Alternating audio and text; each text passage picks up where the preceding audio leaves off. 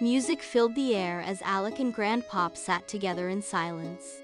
Alec was happy to be out here in the night air spending time with his Grandpop, but he had no idea why he was here. The fire crackled as Alec added another log to take a little more chill off the night air. Grandpop's mind raced back to when he was a child and he sat in this same spot with his Grandpop and heard the same story. The memory made him smile. The night was crisp, and the stars shimmered above as little Alec sat beside his Grandpop around a crackling campfire in the woods. The warmth of the flames wrapped around them like a comforting blanket, and the sweet smell of roasting marshmallows filled the air. Alec held a mug of hot chocolate in his small hands, sipping it carefully as he listened to the distant sounds of laughter and music drifting from the town's celebration. "Grandpop?" Alec asked, looking up at his grandfather with wide, curious eyes. "Why are we having this celebration? And why do we eat marshmallows and drink hot chocolate?" Grandpop chuckled, his eyes twinkling like the fire before them. "Ah, my boy, that's a story worth telling. It all began with Abram, the misunderstood fire dragon. Once upon a time, in the heart of the Emberglow Mountains, there lived a fire dragon named Abram. Unlike the other dragons, who breathed fire in great bursts of fury, Abram's flames were gentle and warm, more like the comforting heat of a hearth on a winter's night than the destructive infernos of legend. His body shimmered with glowing red scales, his long curling tail flickered like a dancing flame, and his fiery eyes shone like embers, full of curiosity and kindness. Abram lived in a hidden castle made of firestone, deep within a secluded valley surrounded by tall, jagged cliffs. The castle was magnificent, with towers that sparkled like flames and walls that glowed softly in the twilight. But despite its beauty, it was empty, and Abram felt the weight of its loneliness pressing down on him. He longed for companionship, for someone who would see him for who he truly was, rather than fear him for the fire he carried within. Abram didn't want to burn anything or scare anyone. All he wanted was to light people's fires and sit with friends, roasting marshmallows and telling tales of his adventures. He would often soar over the town, looking down, wishing someone would see him for who he really was. But the people and creatures of the valley below did not see Abram's warmth, they only saw a fire dragon. Tales of fire dragons had long been passed down through generations, stories of destruction and fear. So, when the villagers of Bramblebrook caught sight of Abram soaring high above, his mighty wings spreading like the colors of 1,000 sunsets, they cowered in fear, hiding in their homes and whispering among themselves. "A fire dragon! He will set our fields ablaze!" cried the farmers. "He will melt the stones of our bridges," fretted the builders. "He will burn down our homes," worried the families. Heartbroken, Abram tried to show them he meant no harm. He brought glowing fire flowers from the mountaintop, their petals shimmering with a soft golden light. He warmed the river when it froze in the winter, keeping the fish alive for the villagers. He even used his flames to bake the hardest loaves of bread into soft, fluffy treats. But no matter what he did, the villagers were afraid. One day, a terrible storm rolled in from the east. Dark clouds swallowed the sky, and a biting cold wind howled through Bramblebrook. The villagers huddled in their homes as icy rain turned to sleet, and then to a thick, merciless snow. The river froze solid, the bridges turned to ice, and the village fires sputtered out one by one. Then came the wolves. Driven down from the frozen peaks, they slunk into the village under the cover of the storm, their hungry eyes glowing in the dark. The villagers had no way to fight them off, no warmth, no fire, no light. Fear gripped their hearts. Just when all hope seemed lost, a great burst of warm light filled the sky. Abram had seen the storm from his mountain home and knew the villagers would be in trouble. With a mighty roar, he soared down, his glowing red scales illuminating the darkness like a beacon of hope. He did not breathe fire in anger. Instead, he let his warmth spread gently through the air. The snow began to melt, the ice cracked, and the village fires rekindled at his touch. His golden flames kept the wolves at bay, their shadows retreating into the night. One by one, The villagers stepped out of their homes, watching in awe as Abram shielded them from the cold. For the first time, they saw him not as a threat, but as a guardian, a friend. "He saved us," gasped the village baker. "He melted the ice and saved the river," said the fisherman. "He protected us from the wolves," whispered a young child in wonder. With the storm defeated and warmth returning to the village, the people of Bramblebrook gathered around Abram, their fear melting away like the snow beneath his touch. They thanked him, offering him garlands of winter berries and freshly baked bread as a sign of their gratitude. From that day forward, Abram was no longer a misunderstood fire dragon. He became the village's protector, their bringer of warmth and light in the coldest of winters. And when the villagers looked up to the sky and saw his mighty wings spread across the horizon, they no longer whispered in fear. They smiled, knowing their friend, the gentle fire dragon, was watching over them. Grandpop smiled down at Alec as he finished the tale. "And that, my boy, is why we celebrate. We celebrate and hope we will see him fly back one day. To remember Abram's kindness, we light fires, we roast marshmallows, and we drink hot chocolatito, honor the dragon who brought warmth and friendship to the people of Bramblebrook." Alec looked up at the night sky, imagining Abram soaring high above. He smiled, took another sip of his hot chocolate, and whispered, "Thank you, Abram."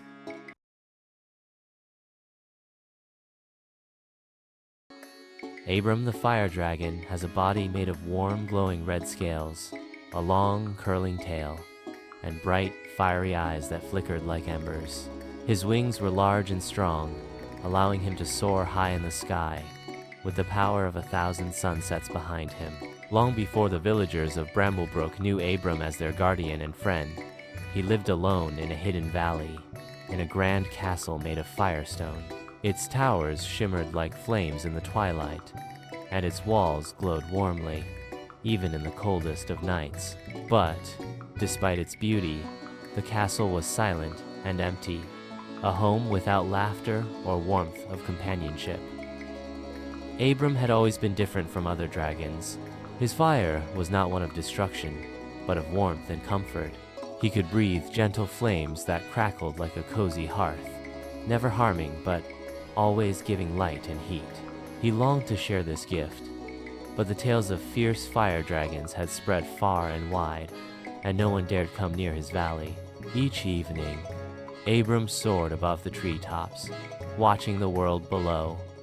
He saw the people of distant villages gathering around their hearths, telling stories and sharing meals. He watched as they huddled together on cold nights, their fire struggling against the biting winds. He wished, more than anything, to be a part of their world, to be seen as a friend instead of a feared creature of legend. One night, as Abram perched atop his castle tower, he noticed something unusual. Two small figures, barely visible in the moonlight, wandered into the dense forest that bordered his valley. They were moving hesitantly, their hands clutching each other as they tried to find their way. Curious and concerned, Abram spread his mighty wings and glided silently toward them. As he neared, he could see that they were children-will brothers, one older and one younger. The older boy, Landry, was about 9 years old, with light brown hair and a determined expression.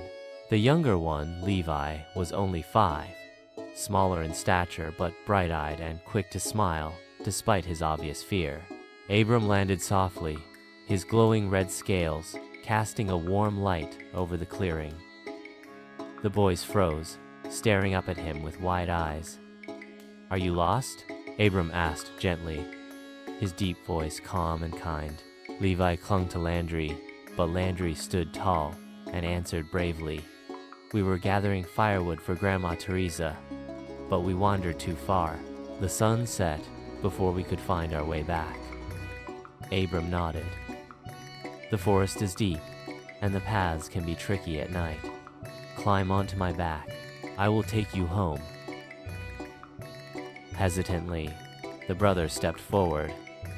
Landry helped Levi onto Abram's warm back before climbing up himself. Abram spread his great wings, and with a powerful leap, they were soaring into the night sky. From above on Abram's back, The boys could see the winding paths of the forest and the twinkling lights of Bramblebrook in the distance. The village looked small and peaceful beneath them, nestled in the valley like a cluster of glowing stars. As they flew, Landry hesitated before asking, "Why do people call you the misunderstood fire dragon?" Abram smiled. "Because for a long time they feared me, but fear often comes from not knowing the truth. I only wanted to help, but no one gave me a chance." Levi, still clinging tightly, whispered, "But you saved us, and you're helping us now. That's what friends do." Abram's heart swelled with warmth, a warmth greater than any fire he had ever breathed. He realized that perhaps, through small acts of kindness, he could change the way the world saw him.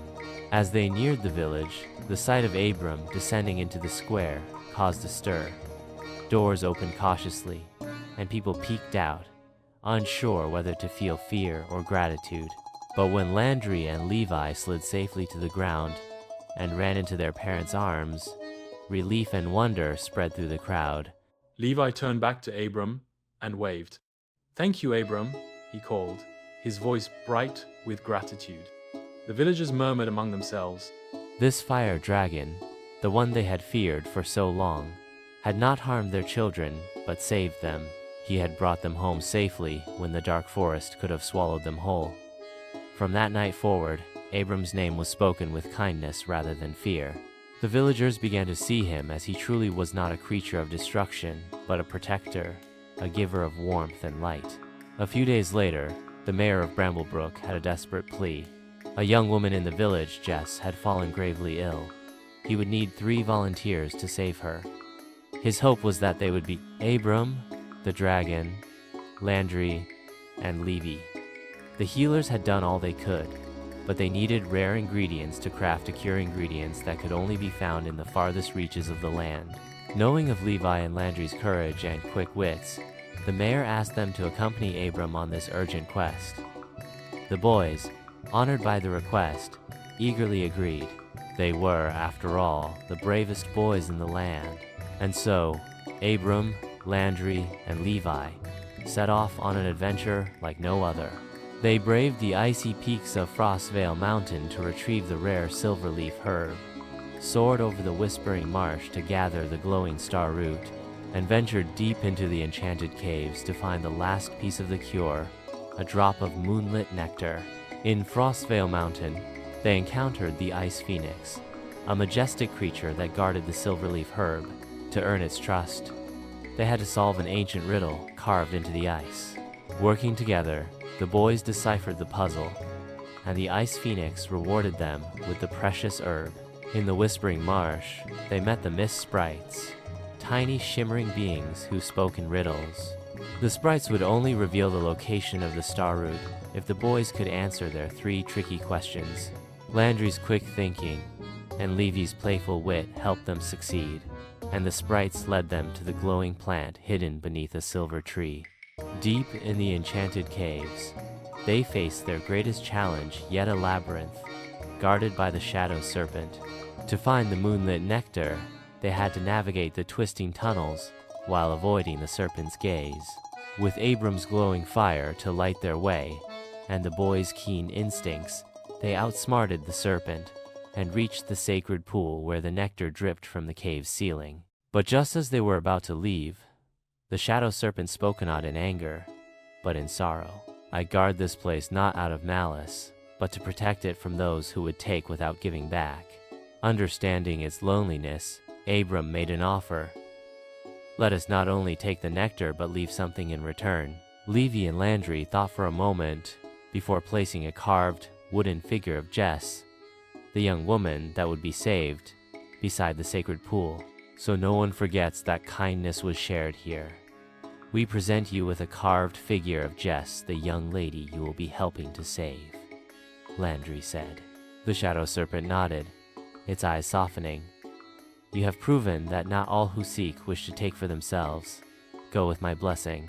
After many trials and triumphs, the trio returned to Bramblebrook with the necessary ingredients. The healers worked quickly, and soon, Jess's fever broke, her strength returning with each passing day, the village erupted in celebration. Abram was no longer the misunderstood fire dragon. He was their hero, their friend, and a cherished part of their lives. And from that day forward, whenever a new adventure arose, Abram, Levi, and Landry were always ready to answer the call. His flicker with the warmth of a hearth, filled with kindness and curiosity. His long, curling tail moves like a dancing flame, and his mighty wings, infused with the power of 1,000 sunsets, allow him to soar gracefully across the sky. Unlike fearsome dragons of legend, Abram's fire is not meant for destruction. It is a source of warmth, comfort, and light. Abram the fire dragon had finally found a home among the people of Bramblebrook.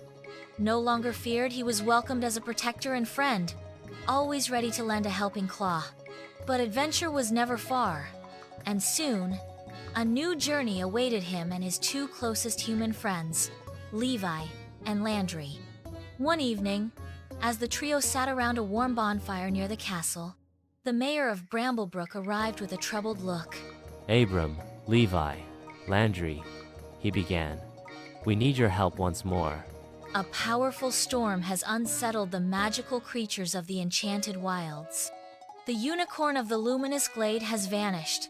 The moon blossoms have stopped blooming, and the starlit river has lost its glow. If we do not restore balance, the magic that protects our valley will fade. Without hesitation, Abram stretched his mighty wings. We will do whatever it takes, he declared. The boys nodded eagerly. Their journey took them first to the luminous glade, where the unicorn, Lumi, was said to dwell. But the once radiant meadow was eerily dark. As they searched, a voice called out from the shadows. Who dares enter my glade? Out stepped Lumi, her silver mane dull and her hooves heavy with sorrow. Lumi! We've come to help, Levi said brightly. The unicorn sighed. The moon blossoms, the source of my light, have withered. Without them, I grow weak. Determined to find the cause, the group ventured deeper into the glade, where they found a maze of tangled vines covering the hidden garden of moon blossoms. These vines weren't here before, Landry observed. A puzzle! Levi cheered, eager to solve it. With careful teamwork, they unraveled the vines, following a pattern of glowing roots beneath. As the final vine was lifted, the blossoms pulsed with silvery light, bathing the glade in its soft glow. Lumi's mane shimmered once more, and she bowed gratefully. Thank you, brave ones. Take this token of moonlight, it will guide your path. Next, they set off for the starlit river, only to find its once glowing waters dull and lifeless. The river spirits must be in distress, Abram mused. They searched the riverbank and discovered a group of tiny, shimmering sprites huddled beneath a fallen tree. The storm swept away the river's heart, the crystal that gives the waters their glow, the sprites explained. It lies in the abyss cavern now, guarded by the echoing beast. Without hesitation, the trio journeyed to the cavern, its entrance echoing with an eerie growl. Inside, the echoing beast, an enormous creature made of shadow, sloomed. Only those who pass my test may take what they seek, it rumbled. The challenge was a riddle. I rise without sun, shine without flame, and disappear when held. What am I? Landry thought hard, then smiled. A breath. The beast let out a deep chuckle, impressed by the answer. Correct! The river's heart is yours. It gifted them the crystal, and with it, the river's glow returned, its light dancing once more. Their work was not yet done. The mayor called upon them again, sending them deep into the whispering woods, where the singing oak, an ancient tree of wisdom, had fallen silent. Without its songs, the balance of nature was unraveling. Upon reaching the great tree, they found a group of mischievous wind sprites swirling around its branches. The tree's song is trapped in our riddle, one sprite chimed. Solve it, and we shall release its melody. The riddle was, I speak without a mouth and hear without ears. I am invisible, yet I leave a trace. What am I? Levi grinned. An echo. The wind sprites twirled joyfully. Correct! The singing oak may now sing once more. As soon as they spoke, The tree's branches quivered, and a low, melodious hum filled the air, restoring the forest's harmony. For their final quest, they traveled to the Crystal Caves, where the town's source of healing water had mysteriously stopped flowing. Inside the cavern, they encountered the Guardian of the Gems, a wise old dragon with sapphire blue scales. To unlock the water's path, you must find the lost crystal key and place it in its rightful place, the Guardian instructed. After a careful search, they found the key embedded in a wall of shimmering quartz, but it was trapped behind an enchanted barrier. Only those with pure intentions may pass, the dragon warned. Landry stepped forward. We only seek to help our people. With those words, the barrier melted away, allowing them to retrieve the key. When they placed it in the central fountain, the healing waters flowed once more, saving the town from an oncoming drought. With balance restored, the villagers celebrated their heroes by doing what Abram loved most. All across the town, campfires were lit, and families gathered around to roast marshmallows, make s'mores, and drink hot chocolate. Laughter and warmth filled the night as Abram, Levy, and Landry sat among their friends, sharing stories of their adventures under a sky full of stars. As the embers glowed softly, Abram smiled, knowing he had finally found where he belonged. And as long as there were stories to tell and marshmallows to roast, he would always be home. Now it's time for our shout out to Jack, Delilah, Aroha, and of course Jared.